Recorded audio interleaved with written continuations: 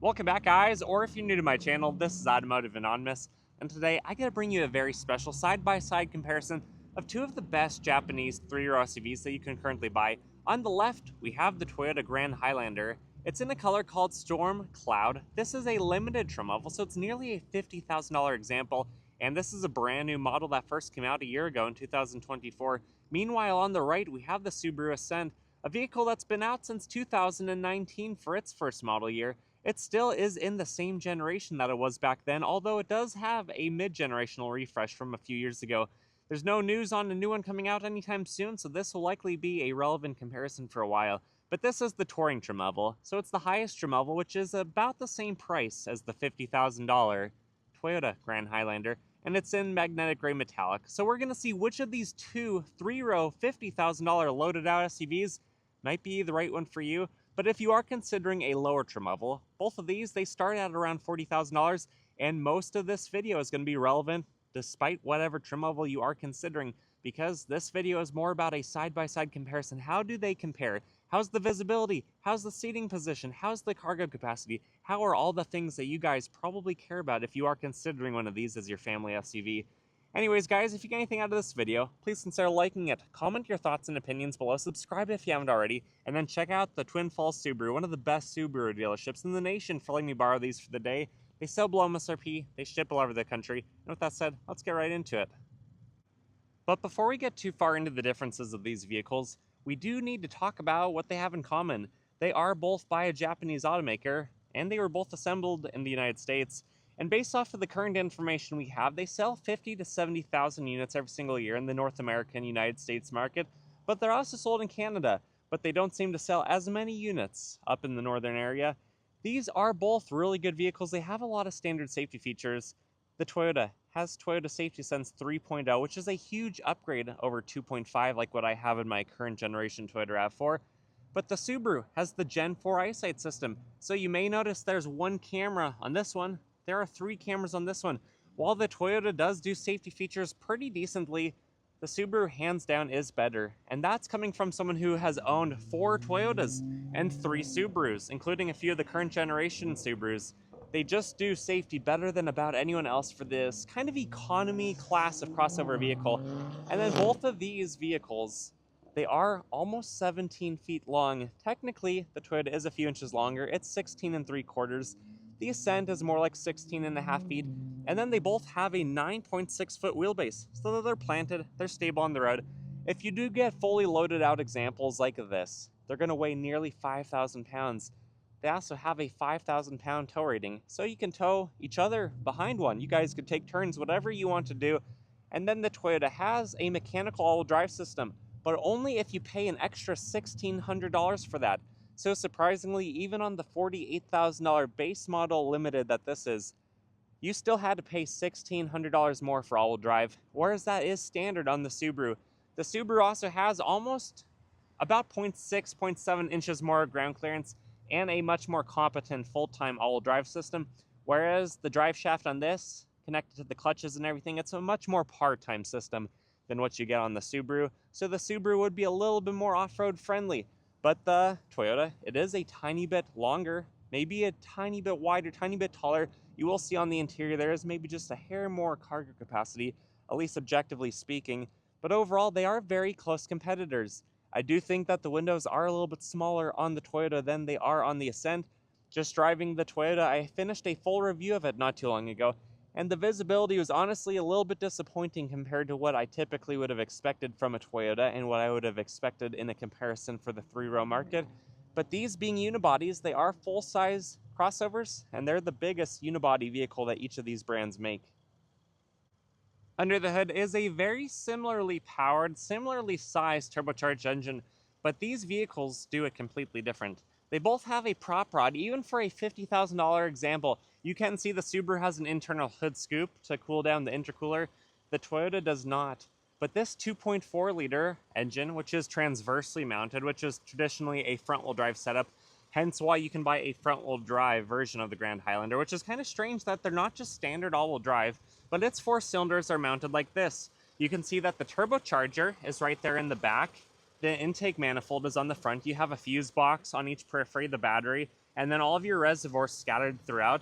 And honestly, both of these vehicles, the engine sits low. It looks pretty small in the engine bay. But don't let the size surprise you. When you do have a competent 2+ liter turbocharged engine, it makes a lot of power. 265 horsepower at 6,000 RPM, 310 pound-feet of torque at 1,700 RPM. Whereas the Subaru over here, it has 260 horse, so 5 less, and 277 torque, so about 33 less. But both of these scoot pretty well. They do mid 7 seconds 0 to 60s in my area, which is about 4,000 feet above sea level. And honestly, most of this looks very mechanical. It's easy to work on, other than the fact that the serpentine belt and the alternator are crammed just underneath the engine bracket. So it is going to be more work to change out a serpentine belt and to do accessory drive stuff. But overall, there's a lot of room to work on it, and it looks pretty well designed, if I'm being honest. And then over here, we have the Subaru Boxer 2.4 liter engine. This is mated to a Lintronic CVT. They seem to be extremely reliable, although if it fails, it probably is going to be a more expensive transmission to replace in 10 or 20 years from now, if it ever did fail, compared to the 8-speed automatic in that. Although I haven't heard perfect reliability about the 8-speed automatics from Toyota, more so in the new generation Tacoma, which is a different setup. Hopefully these are very reliable, but I always recommend you guys check out the forums if you really want to know what owners have to say about each platform. But this is a 2.4 liter Boxer engine. It doesn't make as much power, but in my testing, it still does about the same mid to upper 7 seconds 0 to 60. And while it does have a little bit more complexity, having 2 heads, having 2 valve covers for being only 4 cylinders, it has all the accessories right up top. So you have induction, you have the turbo on the bottom of the front of the engine, you have your upper intake manifold, your throttle body, your intercooler, all of your reservoirs. It even has a top mount oil filter, the alternator, and then kind of like a truck, kind of like a body-on-frame vehicle, the serpentine belt is right there. So a lot of the maintenance, other than the spark plugs, will be easier on this one than that one. But you do have to remember, even though this is a very stout 2.4 liter heavy-duty Boxer engine, it still has a CVT transmission if you don't personally like that. After owning 3 of them, honestly, they've been great. I haven't had any problems with my own. And you do have to know that the Subaru Boxer engines have 2 heads, 2 valve covers compared to just 1. But also, I don't really hear about any issues with that on this platform either. Honestly, I'm just glad that neither of these vehicles have cylinder deactivation, but they do both have start-stop technology, which it seems like you have to deactivate that with the push of a button every single time if you don't like that feature. That's just where it turns off when your foot is all the way down on the brake, assuming the battery is charged enough. But now we have to talk about the wheels and the mileage of each of these vehicles. This Touring Ascent gets 19 city, 25 highway. Meanwhile, the same size engine in the Toyota gets 1 mpg better, 20 city, 26 highway. But it does have a smaller gas tank. This has a 17.8 gallon tank. This has a 19.3, so it's 1.5 gallons better, but because it gets about 5% worse mpg, ultimately they're both rated for about 460 miles of max road trip and range. And then the gas door is located on the driver's side for the Toyota. There is a button by the driver's side footwell to unlock it. Otherwise, that thing remains locked, so you don't have to worry about the bums trying to siphon some of your fuel. And then this Subaru, it has a gas door not on the driver's side, but on the passenger side, which is not necessarily my favorite spot, just out of convenience. Although I do suppose if you run out of fuel on the side of the road, that is probably the safer location for that. But it does lock when the vehicle locks, and it's unlocked when the vehicle is unlocked, so just keep that in mind when you do need to get in and out of the gas door. And then both of these have a pretty big 20-inch wheel. You can tell, though, that the Falcon tire on the Ascent, it's a 245, 50, 20. These have around 930 seconds of tread. And then this slightly used Toyota, it has a 255, 55, 20. So a slightly bigger Highlander all-season tire. But something that I really like about Toyota and what they did is by putting the Highlander XCV on this, even with 20,000 miles, this one still has about 730 seconds of tread. So it hasn't shaved down, it hasn't worn out nearly as fast as some other Toyotas do, because Toyota usually doesn't give you a very good tire. They usually give you very economical Focus tires to help the MPG ratings look better. But unfortunately, that's just an added expense that you usually have to start to consider replacing around 20,000 miles. It's time to talk about the back of these. I think the Toyota maybe looks a little bit better. It's just a little bit more simple. It has a really long horizontal third brake light, which looks pretty cool, and then a big, bold Grand Highlander on that little trim piece just below the Toyota emblem. Meanwhile, the Subaru has a lot of the same characteristics. Normal size third brake light, higher roof rails versus the low sporty ones on the Toyota, which are probably a little bit less useful in some cases, but they are going to help with wind and road noise. And it has chrome on the Touring, which is not necessarily my favorite trim piece, but it actually looks pretty good overall. And now this is your Subaru key with lock, unlock, power liftgate, and panic button. And this is your Toyota key. It has all the same features. Some of the more expensive higher trim level Toyotas, if you push the lock button 3 times, holding it on the last one, it will remote start the vehicle. But you can also pay for the My Subaru app to remote start the vehicle that way. And both of these, you actually can control a number of things through the app if you pay for a subscription. But I'm going to push the power liftgate buttons at the same time, and then we'll go over to which one opens up first in 3, 2, 1. Subaru registered first, Toyota started moving first, and Toyota is the winner. So coming back here, it's actually pretty impressive what this vehicle has. It is just a tiny bit longer than the Ascent, remember that. So behind the third row, if we had these seats pulled up, you would have 20 cubic feet of room, which is pretty impressive. But if you do have them laid down, you have in the upper 50s, about 57. And then if we lay down the second row, you have 97, which is just about class leading for a full-size unibody. Back here, you have a spare tire hidden away under here, and then you have your scissor jack and all of your tire changing tools and some instructions for the spare tire right there. But overall, pretty good amount of room. You have the JBL speaker, but this is a high loading floor, and it's probably at least 3 inches higher than the Subaru Ascent, which we'll come over to next. But it does have more room than the Ascent. This, behind the second row, only has about 18 cubic feet, so roughly 2 less. And then when you drop the second row, it has in the upper 40s, so almost 10 cubic feet less than what we had over here behind the second row. And you can really tell that extra 3 or 4 inches of length seems to go directly into the cargo behind the second row. And then if we drop the second row too, we also have about 87 or 88. So ultimately, when the seats are up, you have 2 more cubic feet over here. When the seats are down, you have about an additional 10. And that just comes from all the volume with a few extra inches of vehicle length. And then this has some tire changing tools down here and a temporary spare hidden under here, like a full body on frame vehicle would. Otherwise, you have a privacy shade, you have a 12 volt, you have an LED light, and both of these have lock and lower, which is pretty cool. It's now time to step inside each of these vehicles, and this Touring again has a lot of chrome accents on the side of it. More than I personally prefer, but I know some people really like that. And then the two-tone wheels, I do think they look better in person, but honestly, I would prefer just a single colored wheel like what the Toyota has.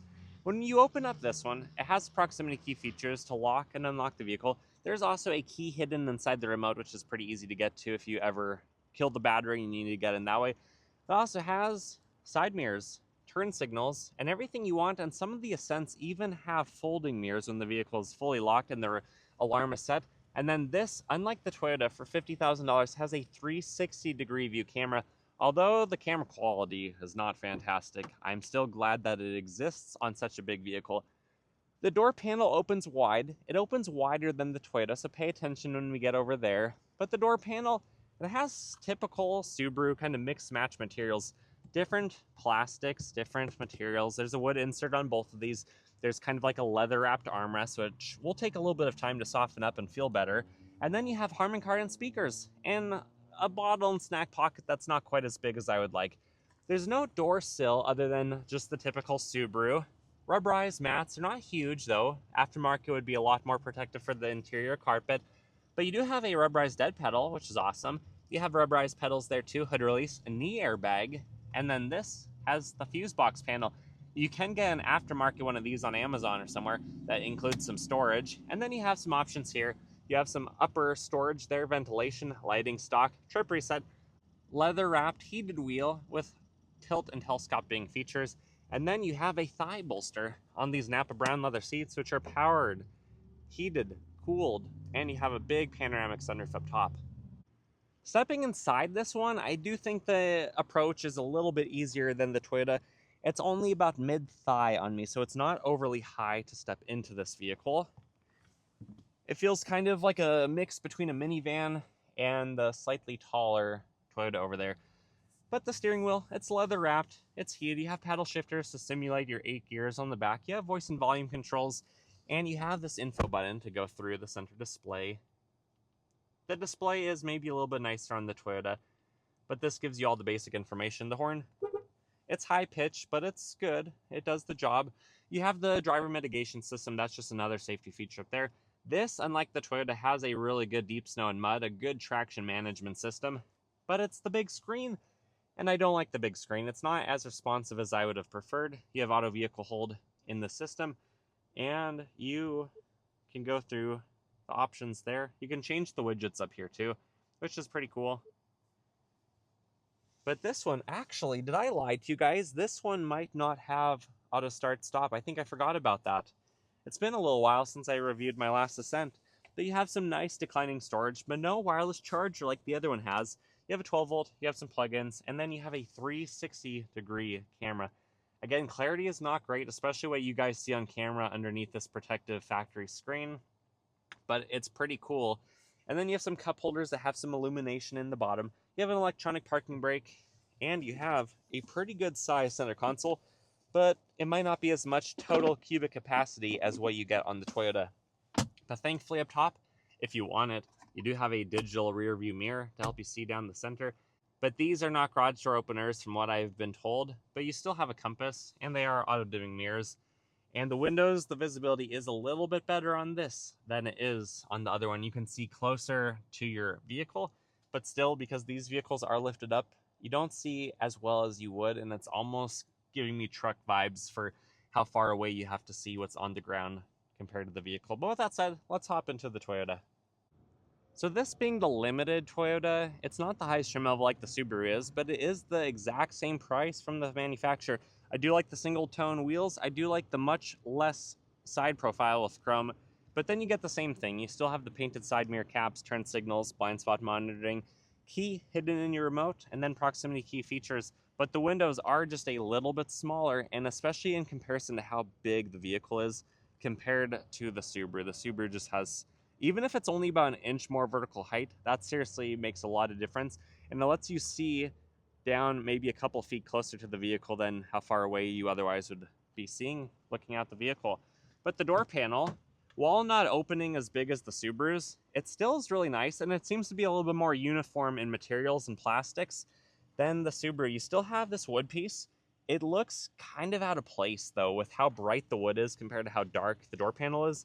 And then you have kind of a random white armrest accent, which is going to show dirt and debris. And I say that because it already is after 20,000 miles on this high mileage, couple-month-old example. But you have JBL speakers. They're just not listed up front. And you have a much better, larger door panel, as well as a nice Grand Highlander entrance. But again, you kind of get the cheapest all-weather mats. You could get much better aftermarket for probably the same price as what these cost from the manufacturer. And then you have a knee airbag. You have hood release. That's the gas door button. You have a little storage tray right there, which is cool. You have some options there. Ventilation, no extra storage like you had on the Ascent. You'll find more secret storage in this pretty soon. And then you have tilt telescope. You have the lighting stock, heated steering wheel, and then a leather heated ventilated seat, and no power moonroof up top. And then when we get into this vehicle, I do think the seat height is maybe about an inch higher than it was on the Subaru. So for some people that could be a deterrent. This might not fit or get in and out as easily. But once you're in here, it's comfortable. I don't think the hood slopes down as quickly and as much as the Subaru, so visibility all around is just not quite as good, but it still is reasonable. It's probably not the worst in the class. And then when you're sitting here, it's actually pretty nice. You can fire it up with the push button start. This is a fully digital display right here, and you have a little bit more information than you do on this screen through the Subaru. So kind of cool. You guys can always play around with that when you go to test drive one on your own. The horn, it's definitely more high-pitched than the Subaru. And then this is your typical screen. This is the 12-inch screen that this one comes with. There's not really a whole lot to talk about. You can see JBL right there, but it works well. Android Auto, Apple CarPlay is fantastic. I have the same software in my RAV4. And then you have physical controls, which honestly, it's probably a wash. The confusion of all the buttons that this one has compared to the big screen and the other one, Neither one is as simplified as I would like this to be. For being a family vehicle, you know, you might want to look at the Hondas and some of the other vehicles if you care solely about the infotainment. But you can see you have kind of this weird design here where this one is silver around the whole thing. This one is black on the whole thing. And then you have this deep storage tray, wireless charger. I do like the storage here a lot. You also have hidden storage down here on the passenger side of the transmission tunnel. The backup camera is probably a little bit better than the Subarus, but it's not a 360-degree view, which is unfortunate. And then this is where things look kind of confusing. You have the parking brake, which automatically engages when you're in park, which is really cool by Toyota for their software on that. But you have auto vehicle hold, and this is just kind of a weird looking little button cluster. You also have auto start stop, which the other one does not have. Traction control. Your drive modes, which this is basically all that was at the top widgets display of the Subaru. And then you have snow mode, which is like another one of these modes, but they ran out of room, so they randomly just tacked it on right there next to the hill descent.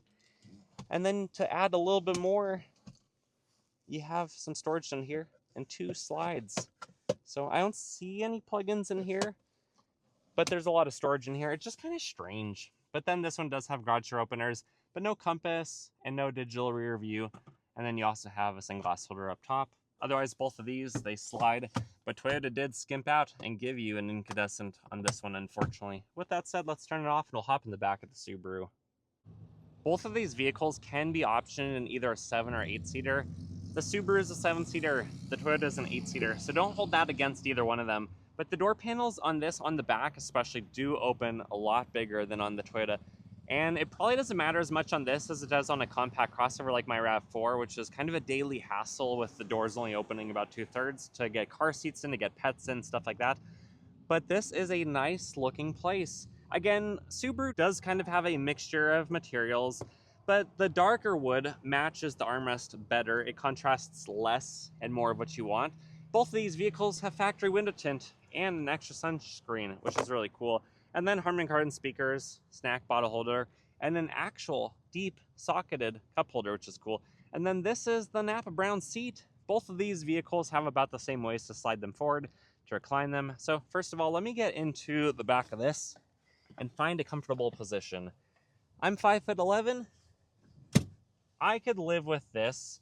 I would like more room, but I could live with this if I had to, at least for, you know, an hour or two drive. Vents, heated seats, all the things. You even have some little tiny cup holders. And then this being a 7-seater, you have an access to get to the back, or you can do this. You can just drop the seat and slide it forward. And then let's see how heavy these seats are. They are probably about the same as the Toyota for my full review. So when we step up to get into it, that's a tall step. My knee is at like a 90-degree angle right here. So it's gonna be a little bit of work to get in without bumping your head. But once you're in, and we can slide this back, you can tell I am extremely cramped. My knee is looking for a way out. And I do think the extra couple inches that the Toyota has is gonna make the third row a little bit more pleasant. But you have a little bit more uniform design, a little bit better armrest back here. It is still plastic. There's still a little bit of cheapness to the third row, thinking that the full-size adults, the people who paid for the vehicle, probably aren't going to experience it back here. But at least you have some vents, you have an LED light, and you can easily access the back cargo area. But with that said, let's hop out of this one and into the back of the Toyota. As we come up to the second set of doors, they are long, so even though this door does not open as wide, as big of an angle as the Toyota, it still has plenty of room. And then this is your leather bench seat. I do think the leather looks nicer in the Subaru for the same exact price, or even a little bit cheaper than this one. But when we do go to slide it back, I also have a little bit more trouble with this one. It seems like I have to recline the seat and then slide it back. There's not a bar that I've been able to find underneath the seat.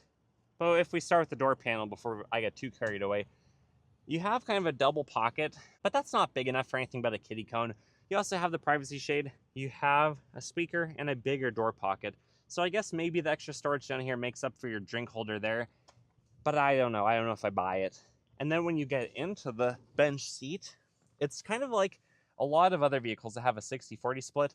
The driver's side is the 40, the rest of this is one piece, and you can slide it. I can use this lever down here. That's basically the bar that you normally have. And I could probably live with this. You have vents, heated seat, plugins, but no cup holders, because this one, being an 8-seater, has them built in right here. Although it would be nice to have these and the door cup holder.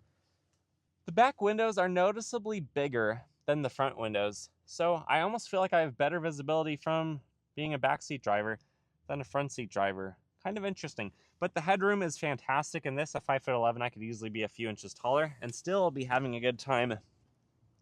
But without the tunnel down the middle, we're going to have to get in the same way we did on the Subaru, and you'll notice a very similar setup. Just be careful you don't hit your face on that. That's not going to feel good. So be really careful getting in here. Duck.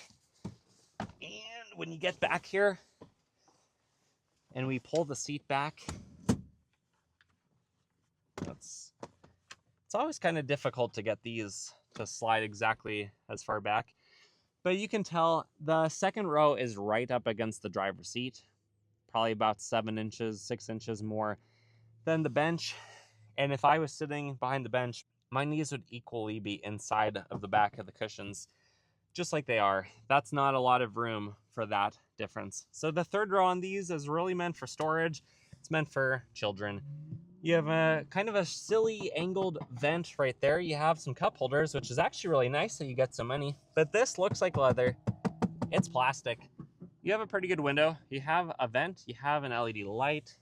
It's kind of funny that they gave LED lights back here, but not on the vanity mirrors. And not too much else to talk about, so I'm going to hop out and we're going to finish this video. My final thoughts of both the Grand Highlander and the Ascent is I do actually like them a lot. I do think they are very good vehicles. But I did feel like I had to be a little bit critical of them in this video, because if they are going to cost $50,000 before any dealership fees, before taxes, that's at least several thousand grand that we didn't even talk about. These aren't cheap. Those are expensive vehicles. And for that price point, for the average person's whole year of gross income, you'd expect these to be flawless vehicles, to be fantastic. And in a lot of ways they are. I have trouble understanding the full-size unibody vehicle platform like this compared to just buying a minivan. I know a lot of people don't like the minivan, but it's easier to get in and out of. They have better visibility. They're not trying to be cool. They're not trying to be big and boxy. More so the Toyota in this case, you can see just how much more bold and tall, like the angle of its front fascia is compared to the roundy Subaru, for part of the reason why it's trading off visibility by trying to keep the same look that the rest of the lineup has. And I just don't understand that. If you want a vehicle that's going to last for 20 years, and you're not going to want to replace it because it's so dang good, we need to have more cup holders. We need to have better visibility. We need to have a more simple design that has more functional features, like having raised roof rails that are easier to actually use and tie stuff to. Also, this 21,000-mile, slightly used example of this Grand Highlander is already having a squeak in the A-pillar when I was driving it around. You can hear that on my full review if you're interested. But I just expect a lot for $50,000. And I know those are just my expectations, and I'm just rambling on. So I would love to hear your guys' thoughts and opinions below. Do you love these vehicles? Which one would you rather buy? Which one have you owned, or do you wish you did buy? I would love to hear all of that and more below, so comment that. Otherwise, check out the Twin Falls Subaru, and if you guys got anything out of this video, please consider liking it. Comment those thoughts and subscribe if you want to watch more. Otherwise, I wish you guys the absolute best, and I do think these are both very good vehicles. But neither one is perfect, and they both have strengths that the other one does not. With that said, see you guys.